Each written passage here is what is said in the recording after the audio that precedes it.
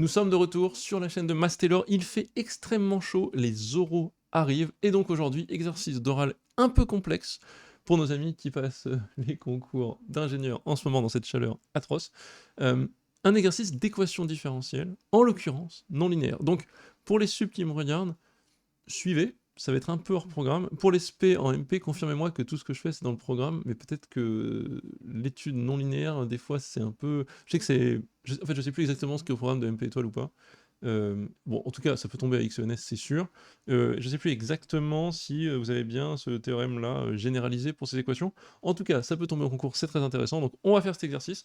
Je le trouve incroyable. Si vous vous sentez un peu largué, vous sentez que vous manquez de méthode, parce que je vais vous montrer un peu qu'est-ce qu'il faut placer au début, qu'est-ce qu'on va essayer de dessiner, qu'est-ce qu'on va essayer de comprendre, n'hésitez pas à vous inscrire au stage. Oui. Alors le stage d'août commence à se remplir parce que celui-là est quasiment très rempli. Il y a un stage pour rentrer en sup. Attention, en terminale à sup, vous allez voir méthodologie énorme. Septembre, octobre, novembre, décembre, blablabla, on se plante, on commence à lever la tête en janvier et c'est déjà un peu trop tard. Venez, regardez les avis des anciens. Une semaine uniquement et bam, vous êtes prêt pour les 2 ans. Vous êtes prêt en tout cas pour attaquer la rentrée avec la bonne méthodologie et pas perdre plein de temps et perdre vos 8 heures par semaine d'inefficacité. On va pratiquer. Pas de bullshit où je parle, vous écoutez, vous espérez que ça rentre tout seul. Non, non, vous allez pratiquer, je vais vous guider dans des méthodes, parce que vous n'avez pas assez fait au lycée en général. Vous allez pratiquer toute la journée et je dis qu'on va vous guider, parce que nous serons 2 professeurs, moi, bien sûr, hein, Taylor Academy, c'est The Master, avec, cette fois-ci qui m'accompagne, Olivier de la chaîne Allgen, donc ça va être incroyable. Stage de rentrée en sup, stage de rentrée en spé. Les deux, c'est pour ça qu'on oscille. Un jour sur deux, vous aurez Olivier, vous aurez moi. Et nous, un jour sur deux, on sera avec les sup, futur sup, et avec les spé, futur spé. Et donc venez vous inscrire, il reste quelques places pour les deux, terme sup et sup aspect, du 6 au 10 juillet. tayloracademy.fr pour choisir votre stage de prédilection, et on peut aussi s'inscrire pour août, ça commence à se remplir pas mal. Donc, très intéressant exercice, vous allez voir, donc moi le premier truc que j'ai fait, erreur, c'est me jeter dessus en mode génial, je peux faire du x point sur x, ça semble logarithme, je vais démontrer des choses. Alors qu'en fait, il faut être un peu plus fin que ça, et maîtriser bien son théorème fondamental sur les équations différentielles, qui est le théorème de Cauchy. On va commencer pour se jeter dans le bain avec la question 1. On vous dit quelles sont les solutions constantes. Bon, on va regarder si x égale ainsi, x de t égale grand K, si vous voulez, super, x point égale 0. Et je me retrouve avec grand K, sin carré de grand K égale 0. Donc si et seulement si K égale 0, ou grand K égale petit kpi, et ça marche pour quel que soit K appartient à Z. Donc infinité de solutions. Je fais un premier tracé très intéressant. Si je commence à tracer mes solutions, moi, donc là, double fail, si je commence à tracer mes solutions, à quoi ça va ressembler? Si vous voulez, ça va ressembler à ça. Ça ressemble à déjà une infinité de plateaux, entre guillemets. Hop, ça, disons que c'est pi. Ça, disons que c'est 2pi, etc., etc. Et j'en ai un autre à moins pi. Hop, j'en ai un à 0 d'ailleurs. Tout ça, imaginons que c'est séparé de pi, hein, vous me pardonnez ça. En fait, j'ai un genre de plateau avec une infinité de solutions. Mes solutions constantes sont là, il y en a plein. Très intéressant. Alors, c'est ok, c'est super. Soit x une solution maximale. Alors là, je vais revenir sur le théorème de Cauchy-Lipschitz, version un peu. Alors, j'ai aussi suicide théorème qui sera très intéressant pour la suite, pour plus tard.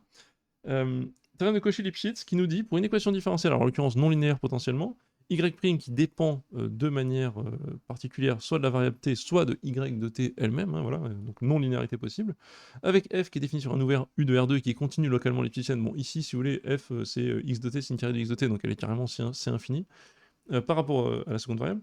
Pour un point de U, il existe au problème une unique solution maximale avec la condition initiale donnée.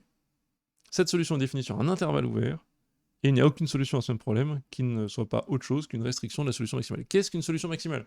Maximale, c'est vraiment en termes d'ensemble de définition. Si vous voulez, quand vous avez y' égale y, vous allez dire, ah c'est bon, je connais, c'est genre k, e de x. Enfin, c'est e de x, 2 e de x, 3 e de x. Oui, c'est vrai. Mais ça peut être e de x défini sur 1, 5, par exemple. La solution maximale, c'est celle qui est définie sur le plus grand intervalle. En l'occurrence, R pour y' égale y. Donc voilà, on vous dit, toute autre solution a son ensemble de définitions inclus dans l'ensemble de définitions de la solution maximale. Voilà. Donc s'il y en a une où toutes les autres sont incluses dans son ensemble de définitions, c'est elle la maximale. Super, donc ça c'est le théorème de Cauchy. Et donc on va utiliser ça à fond tout de suite maintenant. Pourquoi? Soit x une solution maximale, donc vérifiant x de 0 égale x de 0. Alors, premier sous cas débile. Premier sous cas très débile. Si il existe k tel que x0 égale kpi, c'est fini. Pourquoi?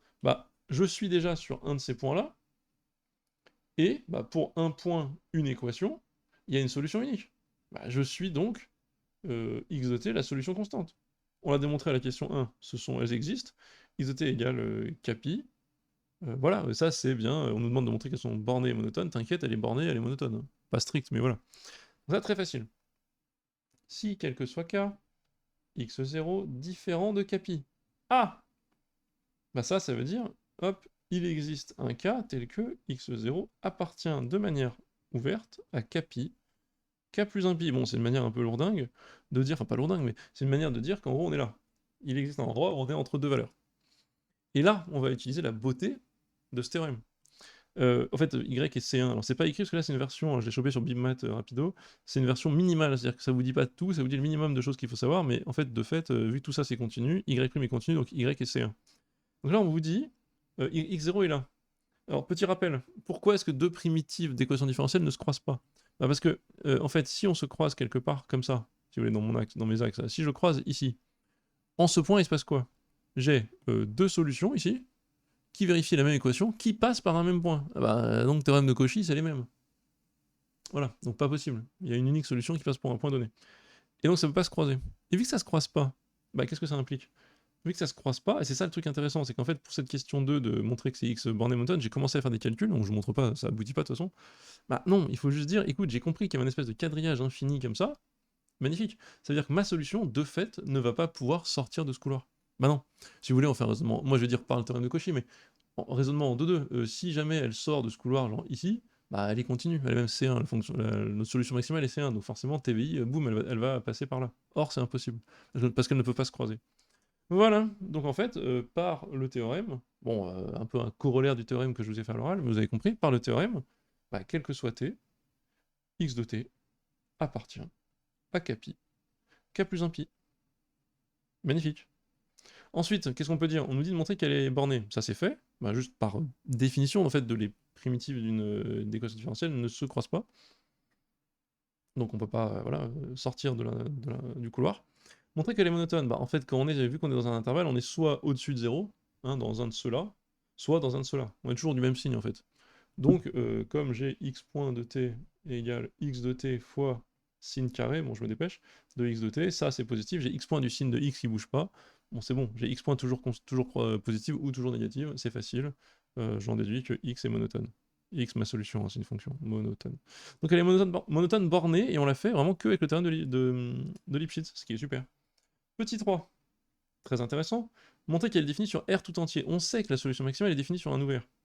Donc là, en fait, l'argument, c'est de dire, c'est un peu l'argument d'une démonstration de... Enfin, il y a des démonstrations de ce théorème qui l'utilisent, mais on va supposer que ma solution x est max sur... On va supposer l'existence d'un A et d'un B, bon, j'écris pas tout, A, B ouvert. Mais A, B ouvert qui n'est donc pas grand R.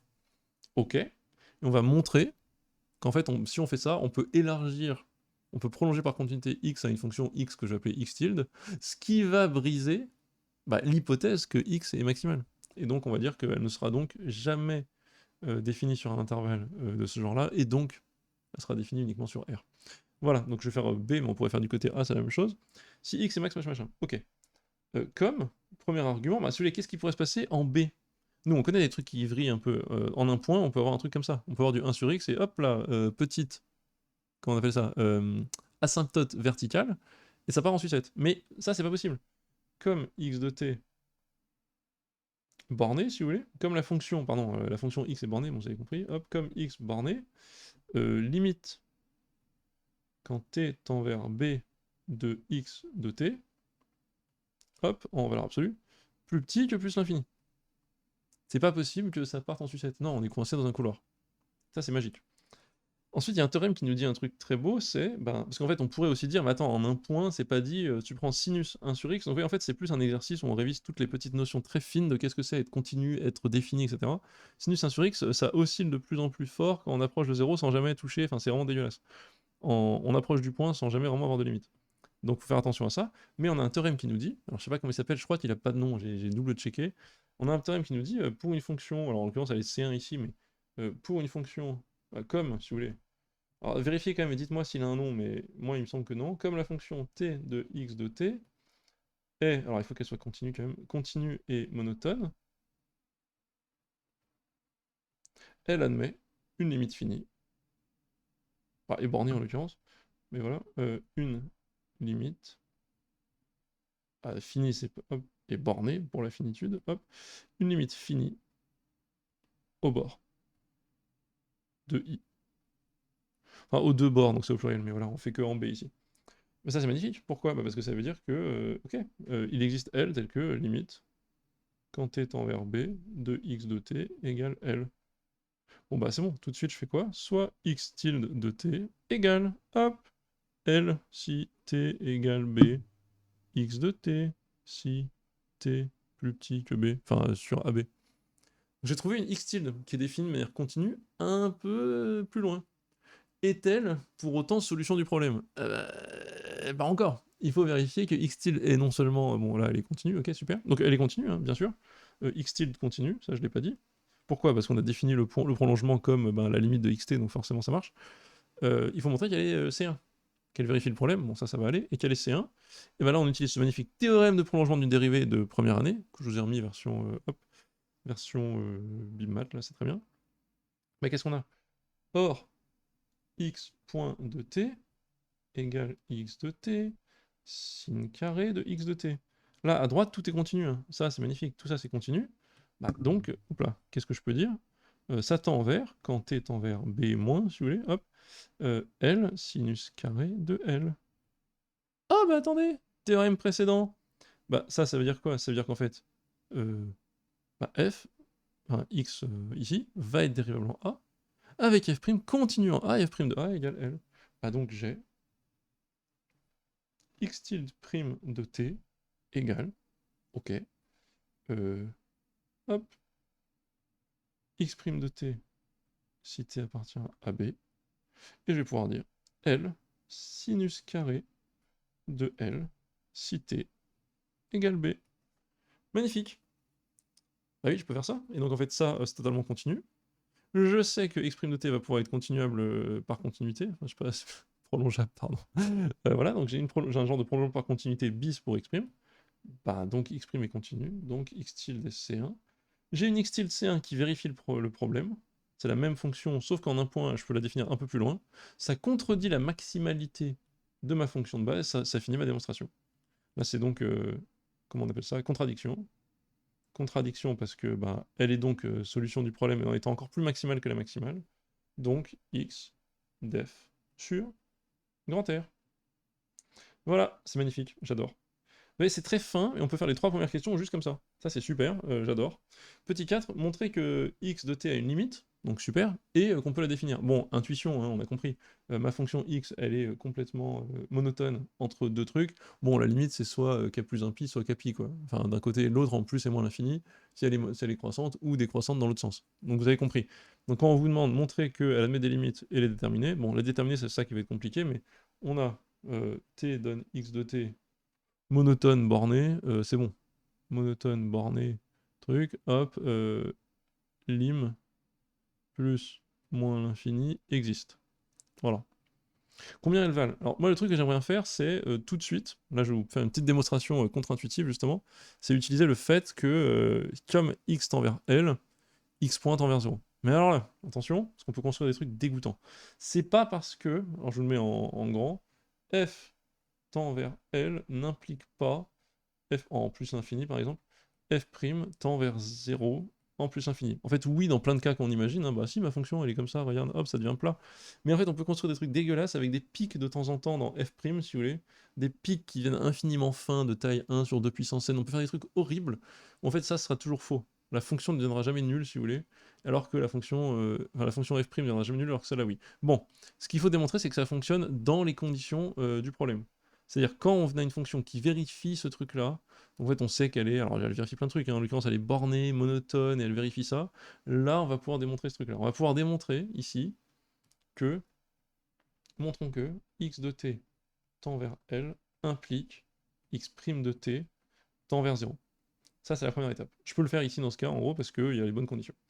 Alors si L tend... Alors il y a un cas facile qui est si L égale 0. Si L égale 0 c'est assez trivial. Si L égale 0, bah en fait moi j'ai x' de t égale x de t, c'est par continuité à droite si vous voulez, bah si x de t sin carré de x de t tend vers 0. Ah tiens, ça marche. Bon, supposons qu'on est en plus infini. Ok, si L est différent de 0. qu'est-ce qui se passe? Là, on va supposer L positif, enfin, on va supposer, ça revient au même, mais c'est mieux, on va supposer que x0 est positif, et que donc x de t est toujours positif, et donc je peux diviser. Là, je vais écrire, bah écoute, x point de t sur x de t, que je vais pouvoir primitiver comme un gros bourrin, égale sin carré de x de t. Et on va supposer, si vous voulez, que sin carré de x de t ne tend pas vers 0. Que sin carré de x de t ne tend pas vers 0 et tend vers autre chose. Supposons que ça tend vers sin carré de L différent de 0. Ok. Qu'est-ce que je fais avec ça? Eh ben, je vais primitiver un petit peu tout ce qui se passe et on va regarder un peu ce que ça donne. Alors attendez, j'ai un peu un doute maintenant.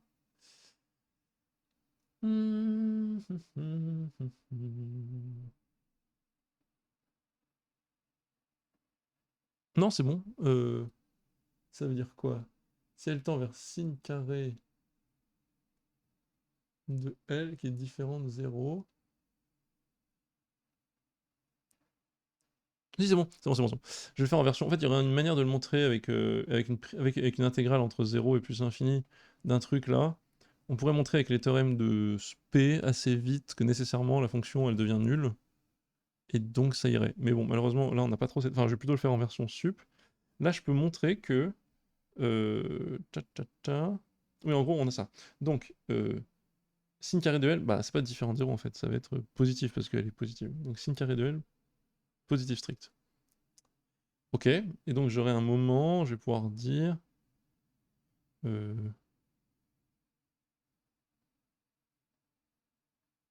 Sin carré de L, positif strict, ouais.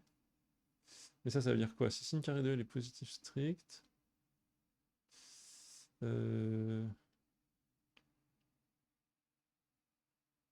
Comment.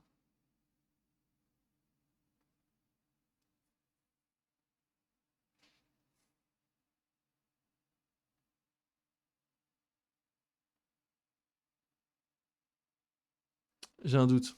J'ai un doute, laissez-moi clarifier ça. Oui, c'est bon, je crois que j'ai compris.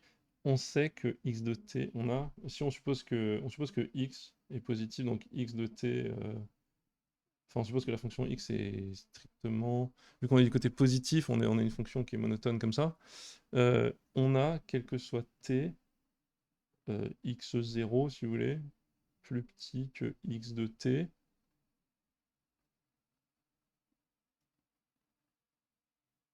ouais, plus petit, strict que k plus 1, enfin on suppose plus petit strict que k plus 1 pi. Ok. Et donc ça veut dire que le sinus carré, on est entre k pi et k plus 1 pi. Oui. Quand on est entre k pi et k plus 1 pi, on est sur un intervalle de taille pi. Oui, c'est super.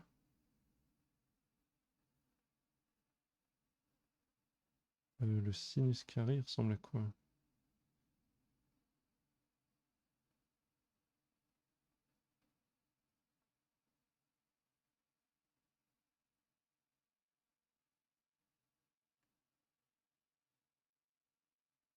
Ouais. Vu qu'on est sur k pi, k plus 1 pi,